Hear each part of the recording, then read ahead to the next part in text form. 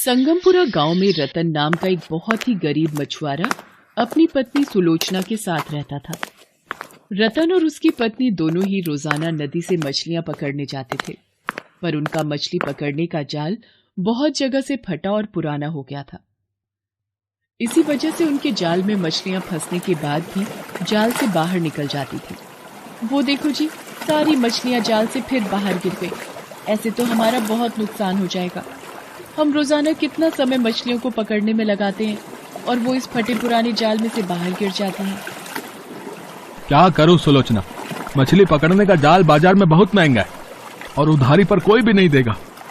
पैसे जोड़कर ही हम नया जाल खरीद सकते हैं। मुझे तो लगता है हमारे तो नसीब ही खराब है। न जीवन में संतान का सुख मिला है और न ही गरीबी के दिन दूर हुए। ऐसे ही जिंदगी बस कट रही है और थोड़ी बहुत है वो भी कट जाएगी। सुलोचना और रतन थोड़ी बहुत पकड़ी हुई मछलियां बाजार में बेचकर घर आ जाते हैं और वही रोजाना की मजदूरी के भरोसे उनका परिवार चल रहा था। रतन और सुलोचना रोज भगवान से प्रार्थना करते थे कि उनके जीवन के कष्ट दूर हो जाएं।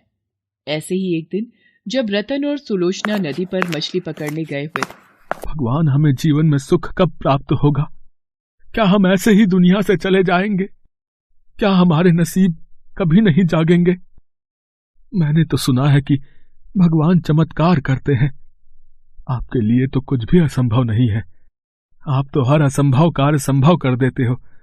फिर मेरी प्रार्थना भी स्वीकार कर लो। मेरा भी दुख दूर कर दो। ऐसा कर दो कि मेरा नसीब पलट जाए। सुनो जी, एक बार जाल और डालकर देखते हैं, शायद मछलियां फंस जाएं। बाजार में बेचकर रात के भोजन का भी इंतजाम हो जाएगा, वरना 2 रोटी का आटा रखा है, पानी में डुबोकर खा लेंगे और सो जाएंगे।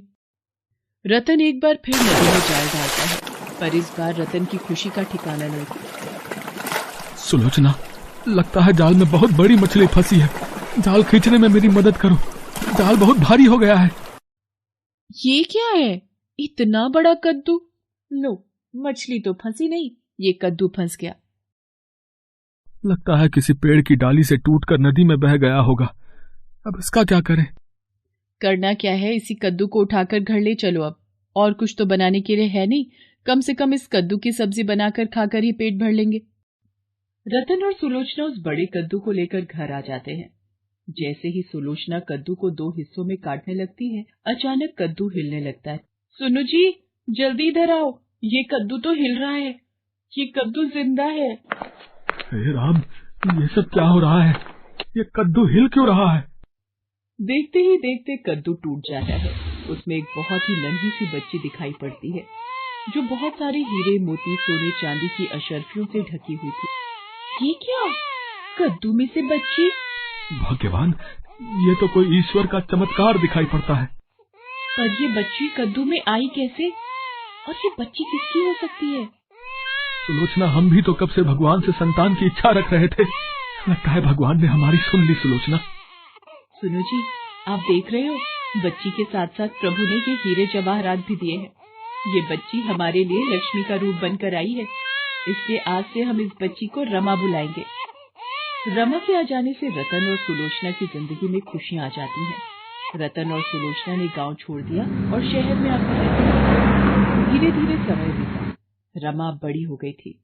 रतन ने रमा के लिए कुछ अच्छे रिश्ते ढूंढने शुरू कर दिए थे।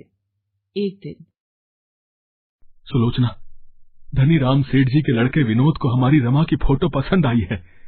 वो लोग सगाई और शादी एक साथ करना चाहते हैं। बाबूजी, मेरी शादी की इतनी जल्दी क्या है? मैं आप दोनों के बिना नहीं रह सकती।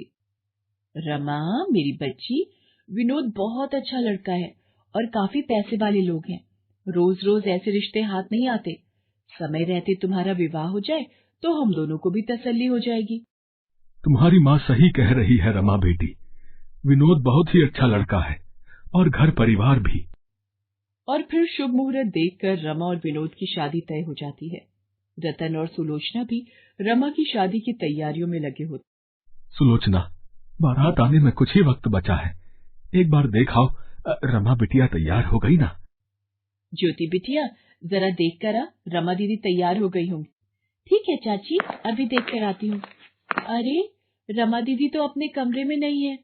चाची, रमा दीदी अपने कमरे में नहीं है। क्या? रमा कमरे में नहीं है? रुक मैं देखती हूँ। रमा, ओ रमा, सुनो जी, रमा अपने कमरे में नहीं है। कमरे में नहीं है तो फिर कहाँ जा सकती है? हे भगवान, मेरी बच्ची कहाँ चली गई? बारात के आने का समय हो रहा था, पर रमा का कुछ भी पता नहीं था। सुलोचना और रतन भगवान के सामने रोने लगते। हे ईश्वर, ये सब क्या हो गया? हमारी बेटी कहाँ चली गई? सुनो, कहीं ऐसा तो नहीं रमा जहाँ से आई थी वहीं वापस लौट गई? हो सकता है उसका हमारा इतना ही साथ हो। अब तो मेरा मन भी घबरा रहा है। हम तो इतने सालों में भूल ही गए थे कि रमा हमें नदी में बहते हुए एक कद्दू से मिली थी। सुलोचना और रतन फूट फूट कर रोने लगते हैं, पर रमा जहाँ थी इस बात से वे दोनों अनजान थे। आप सब कौन है और आप मुझे यहाँ क्यों लाए हैं? आज मेरी शादी है। मेरे माता पिता मेरे बिना घबरा रहे होंगे, मुझे जाने दो। क्या हुआ साक्षी परी? क्या तुम्हें कुछ भी याद नहीं है? क्या तुम्हें अपनी माँ भी याद नहीं है? तुम मेरी बेटी हो, इस परीलोक की राजकुमारी। ये परीलोक है। मुझे कुछ भी समझ में नहीं आ रहा है। आप मेरी माँ नहीं हो सकती। मेरी माँ का नाम सुलोचना है। शायद तुम्हें सब कुछ याद दिलाना पड़ेगा। परीलोक की रानी अपनी छड़ी घुमाती है और साक्षी की आंखें बंद हो जाती हैं और उसे अपना पिछला सब कुछ याद आने लगता है। प्रणाम मुनिवर, आपका परीलोक में स्वागत है। खुश रहो। हमें आपने यहाँ कैसे बुलाया, सुनैना परी? मुनिवर, बहुत समय से परीलोक में महापूजा नहीं हुई। मेरा मन था कि आप ही ये पूजा करवाएं। जैसी आपकी इच्छा सुनैना परी। आप पूजा की सामग्री का प्रबंध कीजिए। जैसे ही सारी तैयारियां होंगी मैं पूजा प्रारंभ कर दूंगा। मुनिवर, मैं पूजा का प्रबंध करती हूँ। तब तक आप कुछ देर कक्ष में विश्राम कर लीजिए। उसके पश्चात मुनिवर कक्ष में विश्राम करने चले गए। अचानक उनकी आंख लग गई और तुम खेलती हुई अपनी सहेलियों के साथ उनके कक्ष में पहुंची। ये कौन सो रहा है? तुमने देखा कि मुनिवर गहरी निद्रा में सो रहे हैं, तो तुमने उन्हें अपनी जादू की छड़ी से सोते हुए मुनिवर को वहीं रखे एक कद्दू में बंद कर दिया। जब पूजा प्रारंभ करने के लिए मुनिवर को ढूंढा गया तो वो कहीं भी नहीं मिल रहे थे। तभी कमरे में रखा कद्दू अचानक हिलने लगता है। मुनिवर बाहर आ जाते हैं और क्रोध में तुम्हें श्राप दे देते हैं। ना समझ लड़की, मैं तुझे श्राप देता हूँ।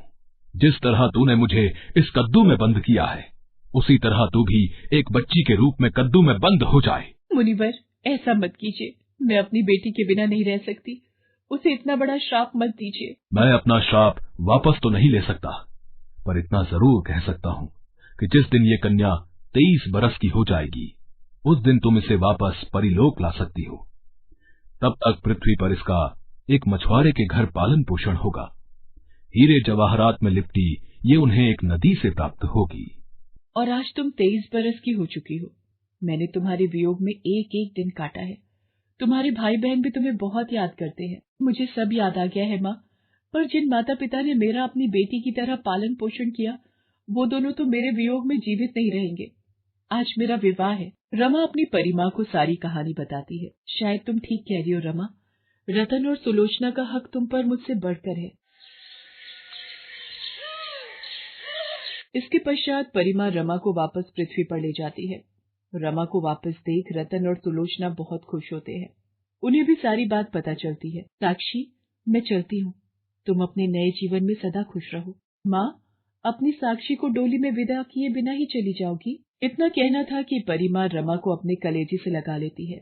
रतन और सुलोचना की आंखों में भी आंसू आ जाते। हेलो दोस्तों, कैसे हैं आप सब? हमारी कहानियाँ देखने के लिए हमारे चैनल को सब्सक्राइब कीजिए और हाँ, बेल आइकॉन पर क्लिक करना मत भूलिएगा।